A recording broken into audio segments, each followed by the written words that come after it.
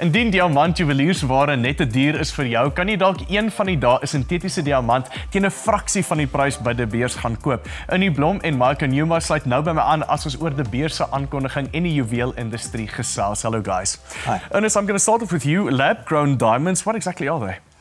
It's a material that has been made in an oven in a factory, and you can make as many as you like. Just depends on how many ovens you have. Whereas in nature, the diamonds are made in nature by the guy up there, and it's taken 3 or 4 billion years to make that particular diamond. So that's the difference between a man-made diamond and a nature's diamond. For some reason, in the last few years, there's been this big market that they actually created around synthetic diamonds. How did they market that to the rest of the world, and how did they actually attach a value to it? Well, I think they're piggybacking on the natural diamond, on diamonds.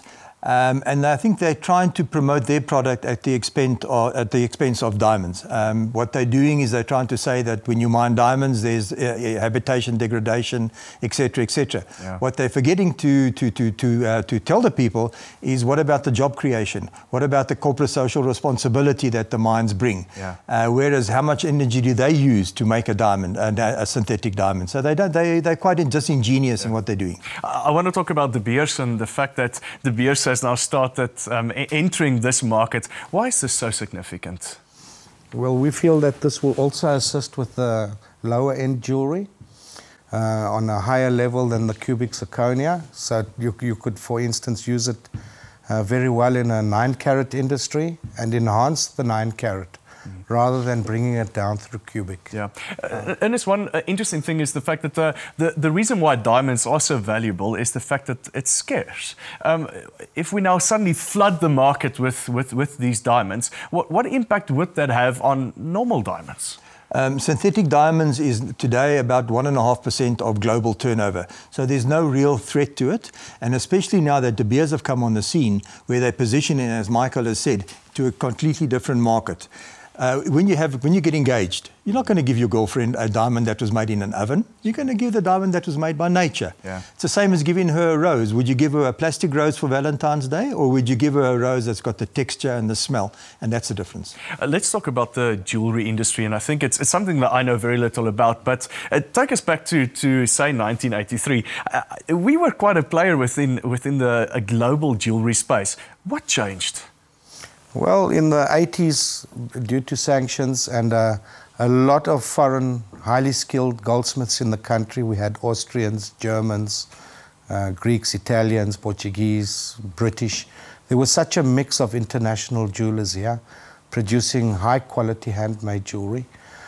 We could compete internationally with what we did. And in fact, our top hand manufacturers today still can. However, our mass production environment was heavily affected through imports when the sanctions fell away, and through price. Suddenly the product was coming in at half the price, and due to our industry positioning, labor policy, we couldn't compete. Yeah. However, now we can.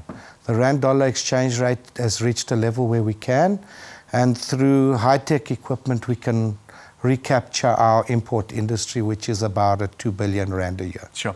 Let's talk about the Chinese market. It's interesting that we often feel that certain governments support certain industries, and you don't always get that same feeling in the South African context of certain regimes, etc. But the Chinese decided, no, in their market, that they will take away taxes, or they will reduce taxes dramatically. Why is this significant? Because I think it legitimizes the industry. Before, the taxes were so high, it wasn't economical to bring in polished diamonds into the market. Now, what has made it possible now, you can bring it straight into Shanghai or to wherever it's going, and it's affordable to the man in the street. So yes, it's very important. So we always, the critics and the labor union say, no, it's ridiculous. The diamond industry takes all of our diamonds, they export it immediately to China and to the rest of the world. Is that true? Yes, we do. Fortunately or unfortunately, that is a fact of life. At our peak, South Africa used to have about 4,500 diamond polishers. Today, we've got about 300 left. For the simple reason is we can't compete labour costs with the Indias and the Chinas of the world. Yes. It's a fact of life. Is there any way that can change? I'm working very hard to try to get it to change. I'm dialoguing with government on a regular basis, and hopefully long term, yes, we'll be able to change it again. I want to take us back to the jewelry industry of what is it that we need in order to get this industry kick-started again. If you worked with government, and I know from time to time they do give the industry the opportunity to grow skills through grants. Do you see the same in your space where we're getting new jewelers to enter the market?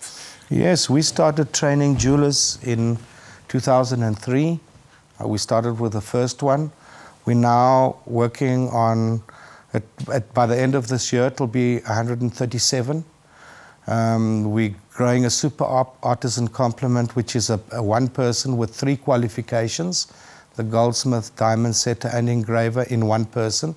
These are the people that we're gearing towards SMME development and export of high-quality, hand-manufactured, unique goods. Yes. We're also in the process of putting a hub together, a high-tech hub, especially to train artisans to compete on high-tech equipment, high-tech processes, mass production processes, so they can enter the mass production environment ready for us to compete with all the imports. Take back the majority of import sales into local manufacture to get into the position to export. Yeah.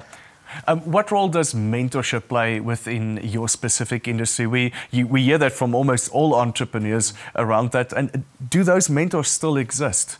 Yes. Fortunately, there are a handful of us left that are dedicated to the process. We train all of the traditional, the difficult traditional complex techniques in making high quality work.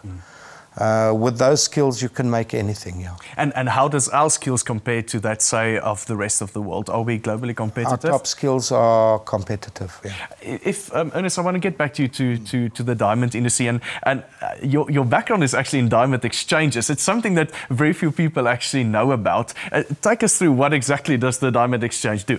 Okay, so let me just give you a global perspective. I'm president of the Wêreld Federasie van Diamantbeurse. We have 30 exchanges in 21 countries. I have about 30,000 members, and I'd say 95% of all the diamonds in the world go through one of our exchanges. In South Africa, we have the Diamond Dealers Club of South Africa, which is affiliated to the Wêreld Federation. There we facilitate the trading of diamonds. We facilitate the promotion of diamonds. We facilitate the dispute resolutions if there's any disputes, and we promote it, and we promote ethical behavior amongst our members. Yes. So where do we take the industry? What's the next step, and what does the future for the industry look like? I would like to bring back the industry to what it was in its heyday. Yeah.